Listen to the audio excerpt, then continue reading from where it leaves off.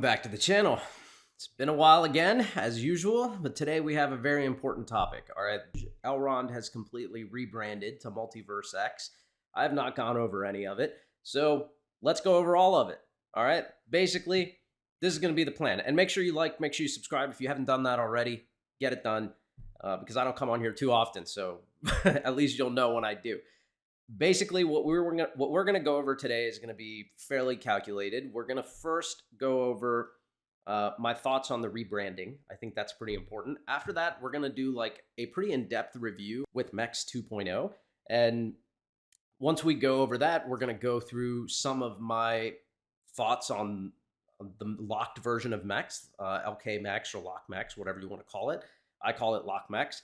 So basically, we're going to go over these things, and then I'm going to talk about why I think it may be beneficial to lock for the full 4 years, why I think it may be beneficial to not lock for the full 4 years. We got to look at all perspectives of this, because one of the things that I think a lot of people do when they are very invested in a project or very invested in its success is that they tend to go full degen. And full degen means just take everything and go 4 years, because that's the max option. That gives you the max rewards. And you don't really understand, maybe not everyone understands the implications of that in the broader market. So we're going to take a look at everything today. And hopefully this is going to help you get a better understanding, at the very least, of where my thoughts are, and share with me if you think my strategy sounds good. And I'll let you know whether I'm bullish or bearish, because that's a question that's come up very often. So I'll kind of fill you in on everything. First, the rebranding. The connotations to, or the relation to, Lord of the Rings is really leaving. And that's pretty important, because that's copyrighted material, right? So if you want to take a project like Elrond and you want to market it in the United States and in other places where Lord of the Rings is not going to want any association with a blockchain project, like the franchise is not going to want that, which means they may fight it. And it might be a very complicated process for Elrond, the network, to adapt to these larger markets. So they have to change the branding. I think that's something that a lot of us knew was coming for a long period of time, because it kind of had to come, right? These names that are being used today, or that were being used, simply they're trademarked and copyrighted. You just can't use them. There are laws that prevent it. So I think it's no shock that with the rebranding, we are seeing that we're very soon going to have a Coinbase listing. It makes sense. So using Multiverse X, huge difference. The asset is still EGLD, which has nothing to do with that Lord of the Rings franchise. I think rebranding was smart. I also think that it is a good name and a good brand, in the sense that it's not specific to the metaverse. It's not specific to any of these technologies as far as what Web3 is going to be, and even if we get into Web4 and Web5, when we get into those things, this is Multiverse X. That's kind of indicative of capturing all markets. Now, overall, I like it. I liked everything that I saw at X Day. I like the enthusiasm of the team. One of the things I've really been bullish on this whole time that I've been into Elrond and EGLD has been the team. The team, I think, is really good, but having a team inherently comes with its own risks. So at the end of this video, when we're talking about the risks and the risk mitigation, I'm going to talk about that too, how the team comes into play when it comes to risk. You have to take these things into consideration, and you don't want to degen into anything. Like, I'll tell you this right now, if I ever think that any project that I support is going in the wrong direction, I'll jump ship. I'm not going to stay there and lose my investment if I think something's going the wrong direction. So no one should really ever assume that I'm going to be a moon boy or stick with one thing if I think that it's not going the right way. I'm going to make sound investment decisions to the best of my ability. That's what I'm going to try to share with you. And right now, I am still bullish, so I want you to know why, and I want you to know how I'm going to play things. Let's keep moving. I want to talk about what MEX is, right? Because the thing is, LockMEX has always just been a locked version of MEX, right? So when people talk about the utility of MEX versus the utility of LockMEX, it's all the utility of MEX, right? It's just a matter of whether you're going to keep the MEX for a long period of time, or whether you're buying it for a transient period of time. Like, I want to hold it for 2 months and sell, right? So it depends on what your use case is. So I'm going to, for the most part, just try to explain to you what the utility of MEX is. And the first thing I want to ask you is, what did you use it for? That's the utility of it, right? When I look at what's the utility of MEX as a user of the DEX, I look at it as what did I use MEX for? Here's what I used it for. I used it to lock it. For me, MEX was only usable for two reasons. One, to convert to EGLD, which I didn't really do. I think I might have done one swap of MEX to EGLD just to test the swap functionality. But all the other MEX I ever earned, I never converted it. What I did was I just kept it. But for the most part, I just stake and I earn a good amount of MEX and I earn a good amount of lock MEX. So my real utility for MEX is to lock it and use it in meta bonding. That's the utility, right? Early on, the utility for MEX was just to bootstrap the exchange, right? They needed liquidity and they used it to bootstrap that liquidity to the exchange. That's how things are done with exchanges. So you really need to give this token a lot of utility for it to function properly. That's really key. In my opinion, I think that's been one of the biggest risks for the asset, is that I haven't seen enough utility for it, right? And I think a lot of people may agree with that. What's going to be the utility when it goes to MEX 2.0? And I think there is going to be more utility for it, but also in the locked function. Now, we're going to kind of figure out what that utility is now as we start going through the tokenomics and the changes with MEX 2.0. So let's go ahead and jump into that and start talking about MEX 2.0. Okay, so first thing with MEX 2.0 is really, when you look at the white paper, you got to read this disclaimer. Okay, the disclaimer, always, people just kind of skip over it. You have to read disclaimers, okay? Now, why is this important? The reason this is important is because it's very clearly telling you to manage your risk. There is risk involved. There are market factors that Multiverse X does not control, right? You got to take those things into consideration when you're deciding how long you want to lock things, how you want to participate in things. Ignoring those things, it's not a good thing to do. It's literally page 1. Or page 2, right? Page 1 is the title. Page 2 is the disclaimer telling you that there is risk involved. They're not making any recommendations. There are market challenges that they can't control. And they're telling you about this. Take it into consideration, and I'm going to help you with what I think some of those challenges might be. Let's move forward. So here's a summary of the key things that Exchange 2.0 brings. It says the total supply will be capped. So they're talking about MEX here. The total supply will be capped. The proposed emissions amenable via governance in 5 years will decrease year by year and will be 0 in 8 years. Okay, this is very important. This is telling us that the total supply of MEX is going to be capped, and it's going to take 8 years to reach that total supply, which means we are still going to be inflating the asset for 8 years to that maximum supply.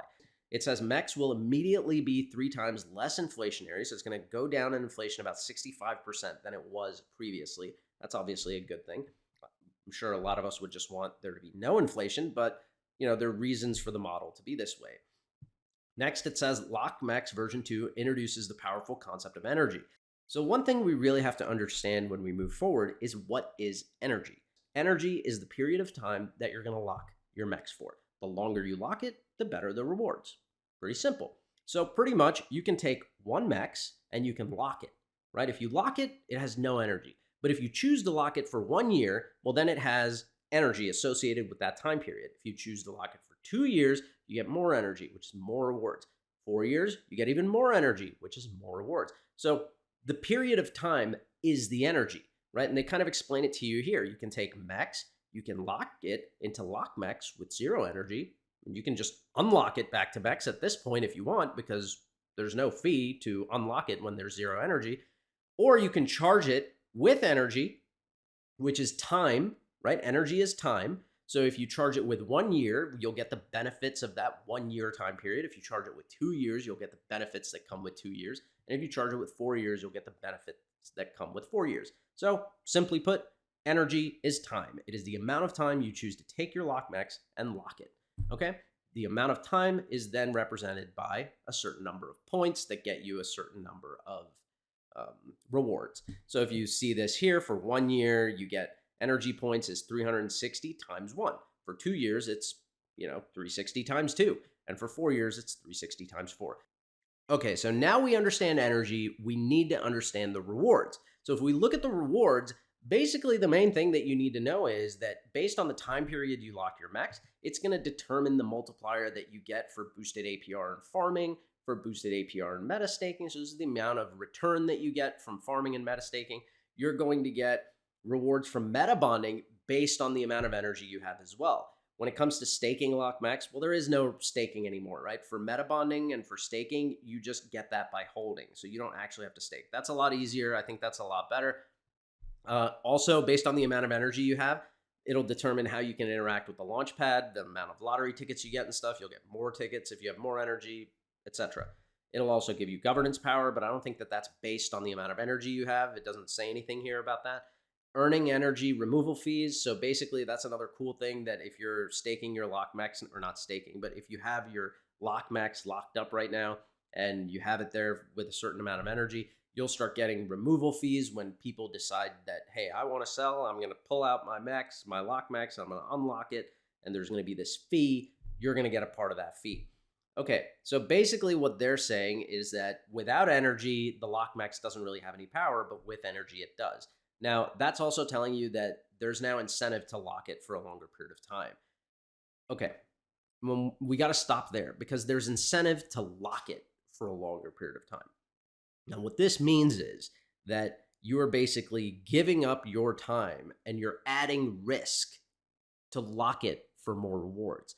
This is when risk management is so important because you have to keep in mind, if you're going to lock something for 4 years, what's going to happen in that 4 years? Where's the market cycle going to fall? Where do you think the market will be at the end of that 4 years? Is it going to be in a bear market? Because you probably won't want to take any profits then. Is it going to be in a bull market?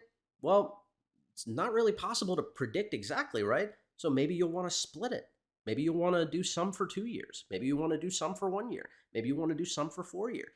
That gives you options, right? You may not get the same amount of rewards, but at least you'll have options. We'll go into that more a little bit later, but I think that's really, really important, right? The fact that you're being incentivized to do things for a longer period of time does not mean that you immediately do things for a longer period of time. It means that you think about the implications of it. We'll get back to that. Okay, one other thing that's pretty important is that it says here, point 5, it says users who convert their LockMex V1 to V2 will earn between 2x and 10x more meta bonding rewards during the first 3 months and earn an NFT that can be exchanged with a guaranteed launchpad ticket. This is a selling point. What they're trying to do here is entice you to convert everything immediately for these additional rewards. So I would also look at that with a grain of salt. Make your decision on whether or not these rewards are worth it, right? Look at where you think things will be and how long you think you want to lock things in version 2. Okay, so now we have to talk about what happens when you're converting your LockMex from version 1, what it is currently, to version 2, what it will be on the xExchange. Well, basically, this is how it's going to work, okay? Right now, your LockMex has different unlock periods. You take that all together and you can calculate an average unlock time. That average unlock time is going to become your energy on the new exchange. So let's just say you have an average unlock period right now of about 2 months. Well, what that means is once you convert to LockMex version 2, that average period is going to get multiplied by 4, okay? So your 2 months will turn into 8 months, okay? If it's 1 year, let's say 1 year is your average unlock period with LockMex version 1. That means over the next year, all your LockMex will unlock, right, on version 1. If you immediately convert all of it to version 2, well, then it's going to be 4 years until everything unlocks. And if you want to unlock it early, you're going to pay an 80% fee to unlock it all. So we still have to go through the fees. So keep that in mind. Be very calculated about what you want to convert immediately, right? Because as soon as you convert it, your average unlock period is going to jump 4x, right? It's going to take that 4x. It's going to take the current value and multiply by 4x. So what you may want to do is if you want to sell some MEX and take some profits or whatever, not really profits because it's down so much, but if you want to sell some of it or convert some to EGLD, well, you may be better off waiting for some of it to unlock so you can sell it if you want to, but you're going to get more rewards for converting it immediately. So in order to take this additional risk, you're going to get more rewards in the first few months, which is what we just went over. So you got to decide what's best for you. Okay, I'm going to tell you later what I'm going to do, but you got to decide what's best for you. Everyone's risk profile is going to be different, and this is a very complicated thing. There's a lot of pieces here. Okay, so we've gone over that now. Now you know what happens when you go from version 1 to version 2, right? Going to version 2 means your average unlock period gets multiplied by 4. So if your average unlock period right now is 2 months, meaning that in 2 months everything will be unlocked, well, once you convert it to version 2, it's going to be 8 months until everything gets unlocked, right? And if you want to unlock it early, you're going to have to pay a fee. So remember that. Now, you also have to keep in mind there are bonus rewards for converting everything from version 1 to version 2 within 30 days of the launch of the exchange. So if you convert everything within 30 days, you get between a 2 to 10x boost on meta bonding rewards in the first 3 months, okay? Your boost decreases with the percentage converted and the sooner you convert. So basically what they're saying is if you convert everything immediately, you're going to get the best boost. But that also gives you limited time to make your decision and also see how things function. So that means you do it sooner, you accept the higher risk. So remember that. Try to understand everything now. Hopefully this video helps. And if it doesn't help enough, read the paper, write down notes, and come up with your own plan. But we'll continue moving on. Okay, so now we look at the benefits as they describe them. Okay, let's take a quick look at this. The benefits in 1.0, in Dex 1, in Maiar Dex 1.0, was that for MEX and LKMEX, you got rewards for LKMEX stakers, right? You shared with the other stakers and you had to stake. You also got meta bonding rewards that were shared with the EGLD stakers, and you could farm the EGLD and MEX liquidity pool. These were the utility for MEX. This is the utility. This is what you used MEX for, right? If you decided to trade with other people or swap for other assets, like that's additional utility. You can swap it for additional stuff. But for the most part, your main utility for MEX came from these 3 things: farming EGLD MEX liquidity pool, meta bonding rewards, and for staking. So basically locking it gave you that incentive, right? Now, we have the LKMEX benefits in exchange in Maiar Dex 2.0. Well, you get LKMEX rewards just for holding it. You don't even have to stake. You get meta bonding rewards. Also, no need to stake. You just hold it. You can also farm in the EGLD MEX liquidity pool and liquidity pools of other future MEX pools. So they're saying there's going to be more MEX pools. Well, MEX is also capped now. There's a supply cap on it. It's 8 years that it's going to reach that supply cap, so there's still going to be inflation. Don't forget that, but it is capped. You're going to have launchpad eligibility based on the thing. You're going to have boosted APR, which we already went over. You'll earn fees from swaps and from removals, and you'll get to participate in governance. So now we're going to talk about the MEX tokenomics. This is pretty important, so pay attention here. It says, during the first year of the Maiar Dex, the MEX emissions started at 5 million MEX per block. It quickly decreased and stabilized at around 1 million MEX per block for the remainder of the year. For the second and following years, emissions will considerably decrease, see the table below, in order to ensure a max cap supply for MEX and to create a strong premise for value creation and accrual around the Maiar Dex exchange and the MEX token. So you can see here, previously we were at around 1 million or higher per block, and they kind of explained that, right? It started off at 5 million and it reduced and stabilized. Now it's going to become 350,000 per block. So that's the 65% inflation decrease they're talking about. And then per year afterwards, we know the exact decrease percentages that inflation is going to occur with, right? So by year 8, you're really going to be getting to a point where there's really no more inflation. And then, it's going to hit that capped supply. More than likely, you'll see that governance could slow this down after year 5, and you could hit that capped supply sooner. So that's another thing to keep in mind. But really now, what we want to talk about is what does all of this mean as far as what we should be doing? So now there's a lot of information we've gone over here. You hopefully now have a better understanding of what MEX is used for, what LKMEX is going to give, what benefits LKMEX is going to give you in the new exchange. And you also have some idea of the risks. I kind of mentioned them as I went through everything. So we should also understand a couple of things that come into play here too. We are in a environment where regulation is not very clear, especially if we're talking about people in the United States. Regulation's not really clear for you. We don't know what's going to end up being a security. We don't know what's going to end up being a commodity. It's very likely, in my opinion, that Bitcoin will be a commodity and everything else will become a security. It seems to be like that's where the SEC is leaning, and it actually makes a lot of sense with the current laws as they are defined, right? Unless they change things, because I look at EGLD as something that started off as a security and then evolved into more of a commodity, right? But it's not entirely a commodity. It's not the same. So keep that in mind that regulation's important, especially when you're thinking about how you're going to lock things up. And this impacts everybody, not just anyone in the United States, because if the United States changes the law, that's a lot of volume that's going to affect the asset and affect its value, and it's going to affect all of DeFi. So it's a risk, right? Do I want to lock into something for 4 years without knowing what the regulation is going to be? I don't know. So I have to take that into my risk profile, right? There are all these factors. I also have to take into account, what do I think is going to happen with crypto and DeFi? Where do I see it going? In that environment, when do I think the demand's going to come in? When do I think the market cycles are going to be? When is it going to be a bear market? When's it going to be a bull market? And when am I going to want to take profits, right? I can't just say that because you're offering me these high rewards that I'm going to immediately take them all, right? I have to see, what does it make the most sense for me to take based on what I think is going to happen in these markets, right? Because at the end of the day, I'm here for value accrual. I'm here to accrue the value of my investments and my time by default, because I'm spending time to work, I'm earning money, I'm investing that money. I want it to grow, right? So in the long term, I have to make decisions that are best for me, right? I hope those decisions will also be best for the project and the community, but they do have to be best for me, right? Just like your decisions have to be best for you. This is really a very critical thing about being a part of a community. You want to do what's best for the community and you want to do what's best for the project, but you really also have to be a little selfish and try to do what's best for you, right? That's what's going to make everyone successful in the community.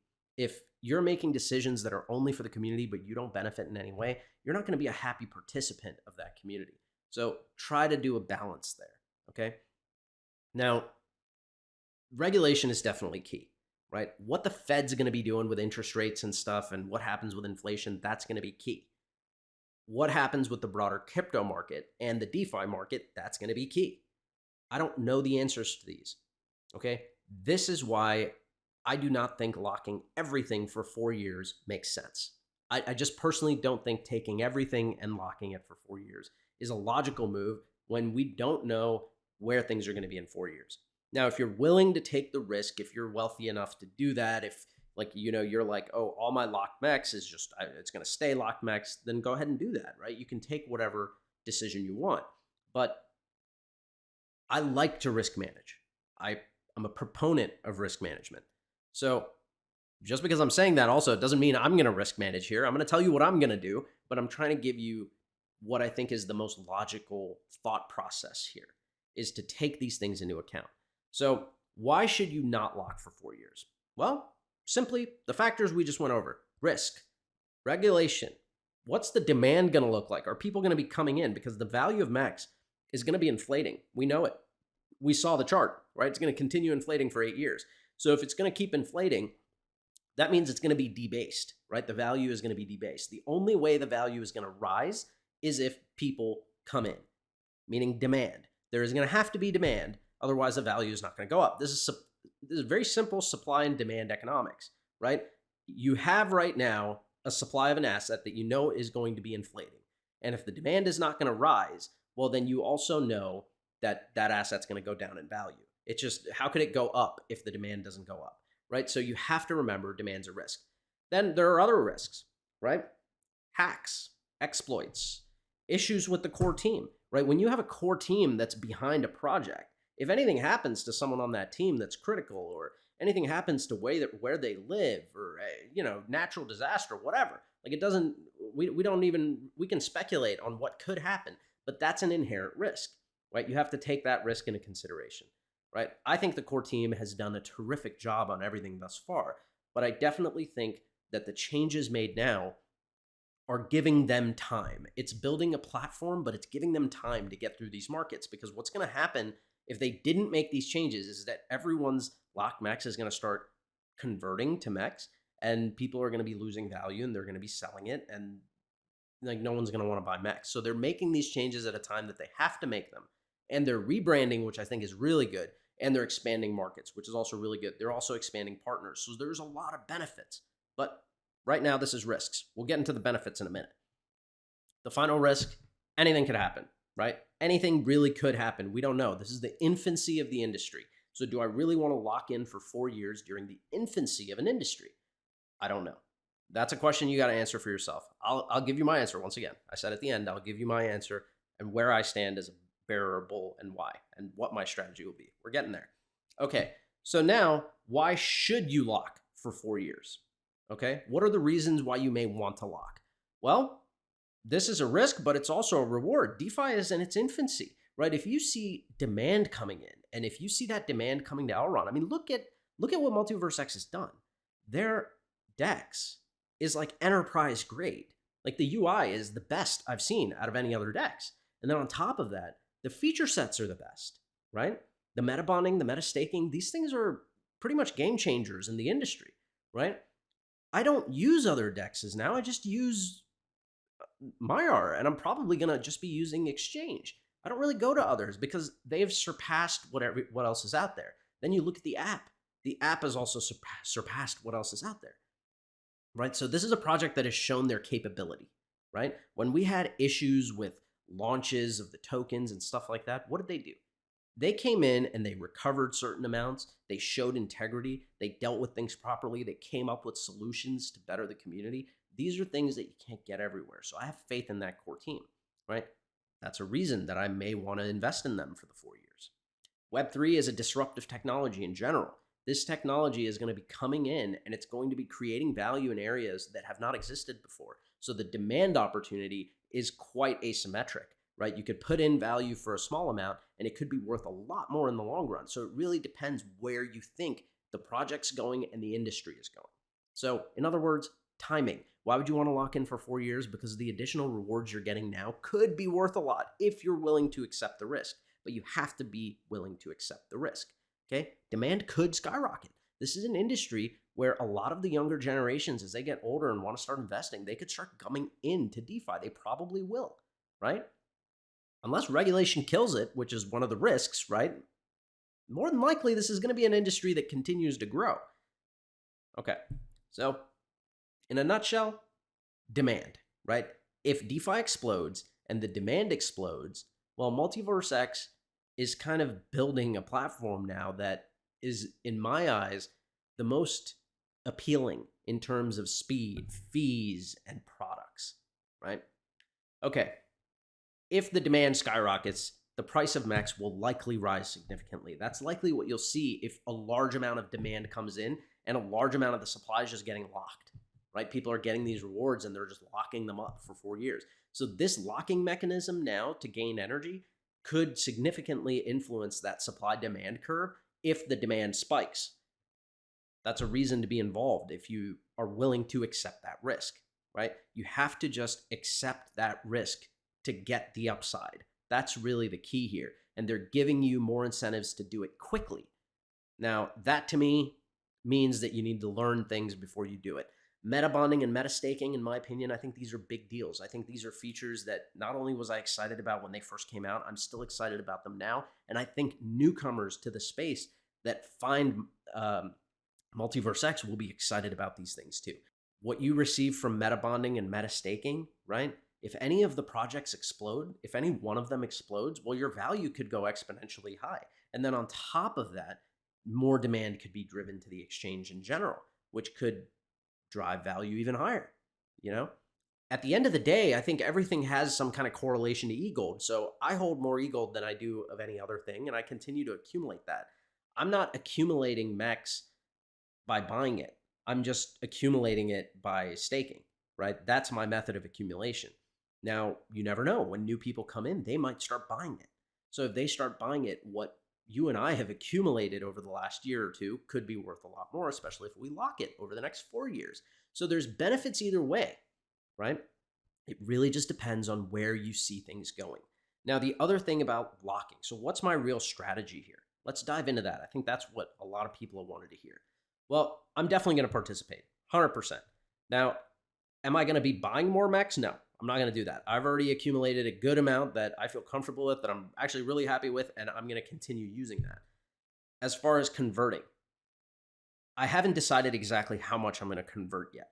And the reason for that is because I want to leave a certain amount that's going to unlock in the next 6 months. So I got to look at how much is going to unlock. Do I want to unlock any of it now? Because I have never unlocked any of my lockbacks. So I have a bunch of lock MEX that I can unlock now and take some MEX out. I may do that and just keep some in MEX. So that way, if anything does happen and we have like a huge boom in the market before the next halving of Bitcoin, so sometime in late 2023, early 2024, if that happens, or if it happens earlier, and let's just say MEX booms after the Coinbase listing or something, well, I might want to take some profits from MEX, right? And I want to give myself the option. So I might unlock some of it now as V1, convert it into MEX, and then take the rest and convert it into V2. And there's not like a ton that I can unlock, but there's a good amount because I've never unlocked any of it. The gist of it is I'm not going to do everything for 4 years. I'm not, because in 4 years, I don't know where the market's going to be. And I'm just not willing to take that risk. Instead, what I'm going to do is I'm going to do a percentage for 4 years with what I am willing to take that risk for. I'm going to do a percentage for 2 years that I'm willing to take a little additional risk for. And then I'm going to do some for 1 year. My goal is to give myself liquidity each year. I want liquidity in year 1. I want liquidity in year 2. I want liquidity in year 3. And I want liquidity in year 4. Even though the majority of my assets are probably going to be locked for the full 4 years. And the reason is because I believe in the project. So I'm willing to accept some of the risk, but not all of it. I would say if I had to split it, I'd say maybe only 30 to 40%. Maybe about 50% of my lock MEX will probably be locked for the full 4 years. And then that remaining 50%, I'm going to decide how I want to split it up so that I can gain liquidity each year. Some of it might just have to stay as V1, so it can just unlock, right? And then as it unlocks, I decide what I want to do with it. I might have to do that. But then a good other portion of it, I'll be able to convert and put in for the full 4 years. And I may even then, as my V1 starts to unlock, I might start locking some for 1 year and locking some for 2 years. But that's basically what I'm doing. And one of the main reasons is because I want to give myself liquidity. I don't know if, let's say in a year, 2 years, there are some other projects I want to invest in. And I think these are going to do really well also.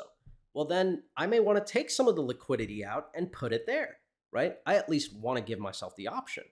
That's the way I look at it. I look at it like this: give myself all possible options, take the advantages coming from the longer locking periods as I want to take them, right? I don't have to do everything for the full years. For the full 4 years, I just do everything in the way that it's going to benefit me the most. Look, at the end of the day, I'm very bullish on DeFi. I'm very bullish on Bitcoin. I'm very bullish on Multiverse X and the team behind it. The team behind it is really the main reason I'm so bullish for it. Also, the architecture. I think the multi-sharded architecture is amazing, and it's not even reached its full potential. We're going to see more of that in the new iteration of the exchange. So we're seeing the evolution happen. I want to be a part of that. The key here is I'm going to go in with strategy. And this is how I'm going to do my strategy. I'm very bullish on the project, on EGLD, on MEX. And the reason is because I think the demand will come in. I'm speculating there. I see that during the next bull market, once we start seeing more people coming into DeFi, I feel like Multiverse X will be one of their top choices. And the reason for that is because of the products that are being released, right? Because of the enterprise nature of them, because of the ease of usability, and because of the community. The community has been pretty awesome, and it continues to be. It's pretty amazing. And you don't see the same issues that you really see on other dexes and stuff. You don't see a ton of projects being created that are just rugging and disappearing. You're not seeing that on the Maiar exchange. The reason is because they're vetting the projects that are going on there. And if you want the higher risks, you have the jungle dex. You have this other dex where you can take those much higher risk, lower liquidity options if you want to, right? Personally, I would say don't do that. I would say err on the side of caution. Stay away from the jungle dex.